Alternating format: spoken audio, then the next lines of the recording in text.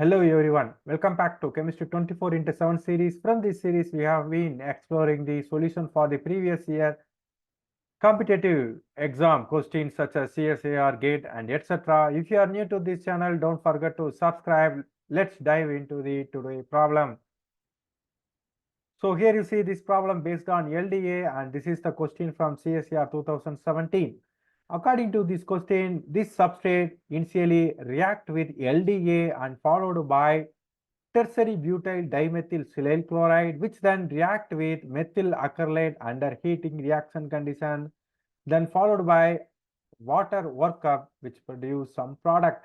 Here are the four options. We should find the correct option. Let's find together.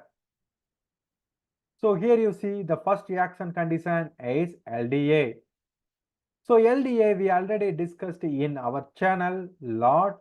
So if you missed to watch our LDA series, don't worry, you can find the link for that particular series in our description box for in this particular video.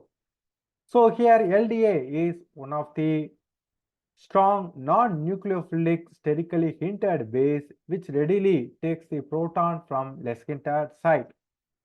So here you see, so this particular compound having the acidic proton in this particular site, therefore LDA readily takes the proton from this side which readily produce this corresponding E-enolate. In principle, when you use THF solvent which produce E-enolate as a major product, so in along with THF solvent, when you use small amount of HMBA, which favor the formation of Z-enolate as a major form. However, here you see our question, they didn't give any solvent details. Therefore, we just assume THF as a solvent for in this particular step. Next step is the reaction of tertiary butyl dimethyl silyl chloride. So here you see that O negative charge which readily attacks the silicon atom, then followed by kick off the chlorine minus ion which readily produce this protected enol ether intermediate. Okay, then moving on, our second step which involved the reaction between methyl acrylate. So first you look this particular intermediate. Here you see you can easily find this compound having a diene unit.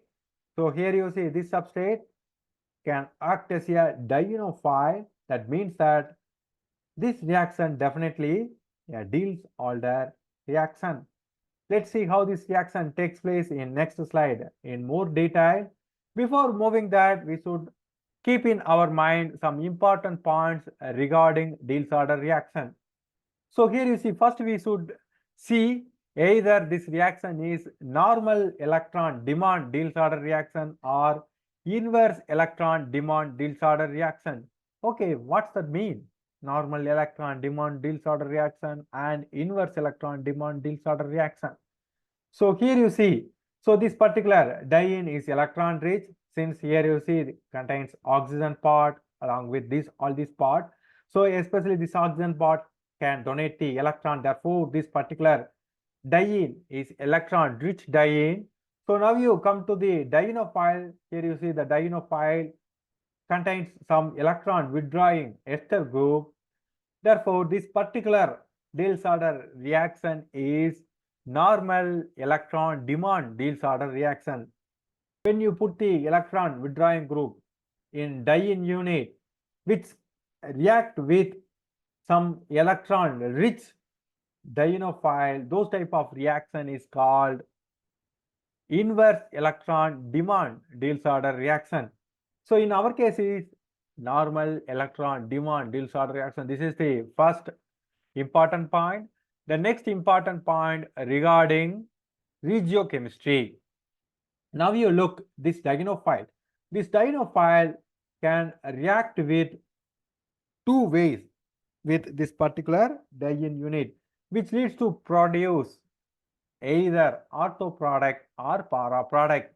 So in this particular scenario, we have some rule that's called ortho para rule. According to this rule, we can easily predict the outcome of the regio selective product. or regiochemistry of the products. So here you see this is the C1 side.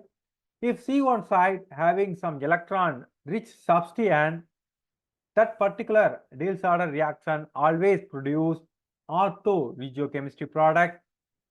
So instead of having substance in the C1 position, if you put the substance in the C2 position, that reaction ultimately produce para selective product. So based on ortho para rule, we can easily predict the regiochemistry of Diels-Alder reaction. The third important point is the Diels-Alder reaction is concerted reaction. That means that bond making, bond breaking both are taking place in simultaneously. So fourth important points regarding diisopropylamide of Diels-Alder reaction. So in most of the Diels-Alder reaction produce endo-selective product, that rule called endo rule. So that since that endo-selective product is somewhat stabilized by secondary orbital interaction. So this is the another important point. So next important point is the endo-selective product is kinetically stable while the exo-selective product is thermodynamically stable.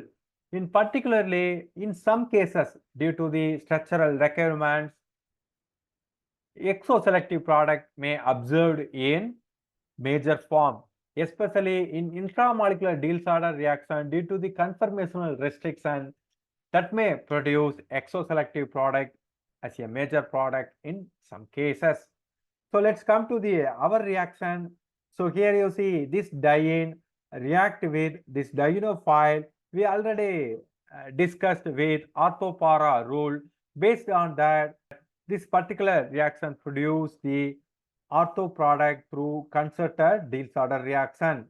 So we already discussed about the distereoselectivity for this reaction. So based on that, so this particular reaction produce so endo-selective product as a major product. So here you see the stereochemistry. The stereochemistry of the product is relative stereochemistry rather than absolute stereochemistry. That means that this particular form having mixture of enantiomers. Then why this particular wedge form?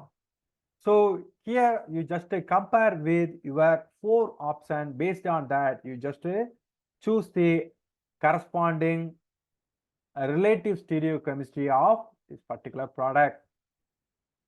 So after the formation of our Diels-Alder adduct, here you see closely look this Diels-Alder adduct. This particular intermediate can undergo one more rearrangement reaction under heating reaction condition. So for our better convenience, you just redraw the structure in the Hartscher form. Since here you see the 6-membered ring having alkane, that means that ultimately this is the most suitable conformational structure for this particular intermediate. So when you heat the reaction mixture that readily undergo 3,3 sigmatropic rearrangement reaction. Here you see how this happened. So this electron attack this center, then followed by this pi electron shifted here, then this carbon oxygen bond break to shift this electron to this center, which leads to generate this intermediate structure or intermediate compound. So here you see this particular 3,3 sigmatropic rearrangement undergo by Subara interaction. That means that both bond making as well as bond breaking takes place in the same phase. So here you see this here carbon-carbon bond making as well as carbon oxygen bond breaking both are taking place in the same phase. Therefore, you will get these corresponding stereochemistry containing intermediate. In particular, this type of rearrangement reaction is called 3,3 sigmatropic rearrangement. In more specifically, this reaction is called Ireland-Claisen rearrangement reaction. After get this compound, which readily undergo hydrolysis in the presence of water, which produce this corresponding carboxylic acid product. So here we should note the stereochemistry of course of the reaction. So here you see both bond making, bond breaking, both are taking place in the same phase. Therefore, we observe this stereochemistry of this final product. So based on our discussion, we can easily omit the answer 1, 2 as well as 4. So this is the our correct option for this question.